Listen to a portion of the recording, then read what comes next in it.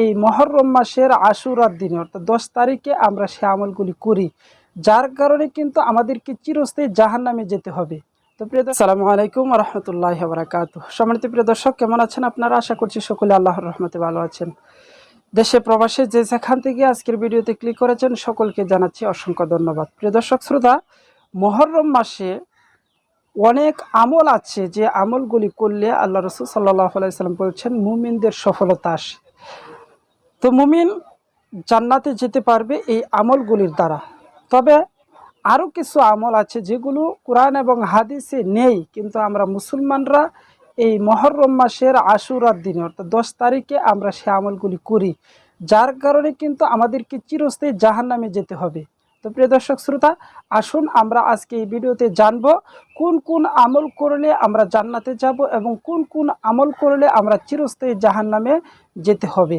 তো প্রিয় দর্শক শ্রোতা, যারা আমাদের এই চ্যানেলে নতুন দর্শক অবশ্যই চ্যানেলটি সাবস্ক্রাইব করবেন, আর যারা ইতিমধ্যে সাবস্ক্রাইব করেছেন সকলকে জানাচ্ছি অসংখ্য ধন্যবাদ। প্রিয় দর্শক শ্রোতা, রাসূলুল্লাহ সাল্লাল্লাহু আলাইহি ওয়াসাল্লাম বলেছেন যে আফজালুস সিয়ামু বা'দা রমাদান শাহরুল্লাহিল মুহাররম, অর্থাৎ মুহররম মাসের সিয়াম হচ্ছে আল্লাহ তাআলার নিকট রমজানের পরে সবচেয়ে প্রিয় রোজা। সুবহানাল্লাহ।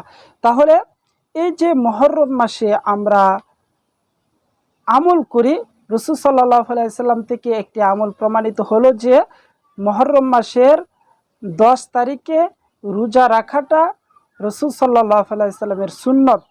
এই দিন রাসূল সাল্লাল্লাহু আলাইহি সাল্লাম রোজা রেখেছেন এবং সাহাবা একরামদেরকেও রোজা রাখার নির্দেশ দিয়েছেন।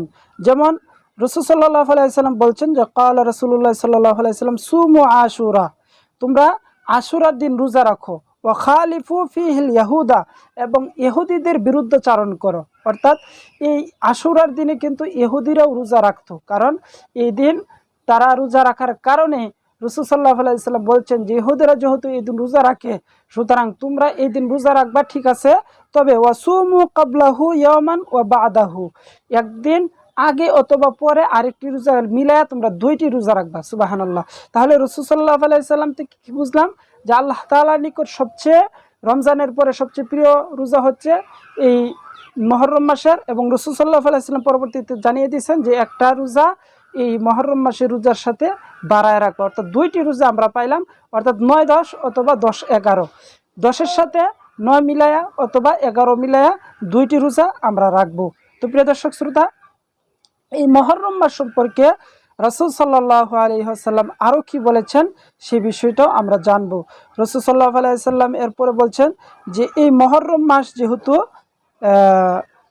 বছরের শুরুর মাস, এজন্য তোমরা এই দিনে কি করবা, এই মাসে কি করবা। রাসূল সাল্লাল্লাহু আলাইহি ওয়াসাল্লাম বলেন ওয়াসআ আলা ইয়ালিহি ফিন নাফাকাতি ইয়াউমা আশুরা ওয়াসআ আল্লাহু আলাইহি সাইরা সানাতিহি, অর্থাৎ তোমরা এই মাস যখন আসবে তখন তোমরা আশুরা উপলক্ষে বেশি বেশি করে মুক্ত হস্তে দান করো, কেননা এই দিন যদি কেউ দান খায়রাত করে তাহলে আল্লাহ পাক রব্বুল আলামিন তার 1 বছর সচ্ছলতার মধ্য দিয়ে অতিবাহিত করাবেন। সুবহানাল্লাহ। অর্থাৎ আপনি যদি এই মাসে দান খায়রাত করেন বেশি বেশি, তাহলে সারা বছর আপনার দিনকাল ভালো কাটবে। সুবহানাল্লাহ। তো প্রিয় দর্শক শ্রোতা, এই যে কয়েকটা আমলের কথা বললাম আমরা, যে আল্লাহ তাআলার নিকট প্রিয় রোজা হচ্ছে রমজানের পরে আশুরার রোজা, এরপরে আমরা রাসূল সাল্লাল্লাহু আলাইহি সাল্লাম বলছেন তোমরা রোজা রাখো, তবে আরেকটি রোজা বাড়িয়ে রাখো। এরপর রাসূল সাল্লাল্লাহু আলাইহি সাল্লাম বলছেন এই মাসে তোমরা বেশি বেশি দান খায়রাত করো, কেননা সারা বছর তোমাদেরকে আল্লাহ তাআলা সচ্ছলতা দান করবেন। এই 3টি আমলের কথা আমরা এখানে জানতে পারলাম। তো প্রিয় দর্শক শ্রোতা, এরপরে আসুন আমরা এখন জানব যে রাসূল সাল্লাল্লাহু আলাইহি সাল্লাম সহ বিভিন্ন কিতাবাদিতে এই মুহররম মাস সম্পর্কে এমন কিছু আমল তারা উদ্ভাবন করেছেন, আবিষ্কার করেছেন, যে আমলগুলি যদি কেউ করে যেগুলো আমরা চিরস্থায়ী জাহান্নামে যেতে বাধ্য হয়ে যাব। তো প্রিয় দর্শক শ্রোতা, সে আমলগুলির মধ্যে হচ্ছে হযরত হুসাইন রাদিয়াল্লাহু তাআলা আনহুকে নিয়ে আমরা আমাদের সমাজে অনেক মানুষকে দেখা যায় বিভিন্ন ধরনের মাতম করে, তারা তাদেরকে নিয়ে সুগ্গা থাকায় বিভিন্ন ধরনের উৎসবের আয়োজন করে। এই যে এই কাজগুলি আমরা করি ইমাম হাসান এবং হুসাইন রাদিয়াল্লাহু তাআলা আনহুকে উদ্দেশ্য করে, কারবালার ঘটনাকে কেন্দ্র করে, এগুলা কিন্তু সম্পূর্ণ ইসলামে নিষিদ্ধ এবং সুগ্গাতা গাওয়া এগুলো সম্পূর্ণ নিষিদ্ধ এবং কবিরা গুনাহ। এগুলো যদি কেউ করে তাহলে এগুলো হচ্ছে শিরিকের মধ্যে পড়ে। এজন্য এই শিরিকগুলো যদি কেউ করে, আল্লাহ পাক রব্বুল আলামিন বলছেন ইন্না শিরকা লাযুলমুন আযীম, শিরিক হচ্ছে সবচেয়ে বড় গুনাহ। এজন্য এইসব শিরিক করলে আল্লাহ তাআলা কিন্তু আপনাদেরকে মাফ করবেন না, আপনাদেরকে চিরস্থায়ী জাহান্নামে যেতে হবে। এজন্য মুহররম মাস আমলের মাস। এই মাসে আল্লাহ তাআলাকে কিভাবে সন্তুষ্ট করা যায় সেই চিন্তা, সেই ফিকির নিয়ে আমরা সকলে আমল করব ইনশাআল্লাহ। আর বিভিন্ন ধরনের হাসান হুসেন বলে যে আমাদের সমাজের মধ্যে প্রচলিত যেই কুপ্রথা এবং কুসংস্কার আছে, এই 3টি আমলের কথা বললাম। আপনি রোজা রাখবেন, এরপরে দান খায়রাত করবেন, আল্লাহ তাআলার প্রিয় আমল বলে যে সম্বোধন করেছেন এই আমলগুলি আপনি করবেন। এর ছাড়া বাকি যত আমল আছে সবগুলো আমল গর্হিত এবং বাজে কাজ, এগুলো ইসলাম অনুমোদন করে না। এজন্য আপনি এগুলো থেকে অবশ্যই বেঁচে থাকতে হবে, না হলে কিন্তু আপনাকে অবশ্যই জাহান্নামে যেতে হবে। তো প্রিয় দর্শক শ্রোতা, আসুন আমরা সকলে এই ভিডিওটা শেয়ারের মাধ্যমে প্রত্যেকটা মুসলমানকে আমরা জানিয়ে দেই যে আজকে এই মুহররম মাসের যত কুসংস্কার আছে এগুলো বর্জন করে আমরা সকলে রোজা রাখি এবং বেশি বেশি করে জিকির, আজকার, তাসবিহ, তাহলিল আদায় করি।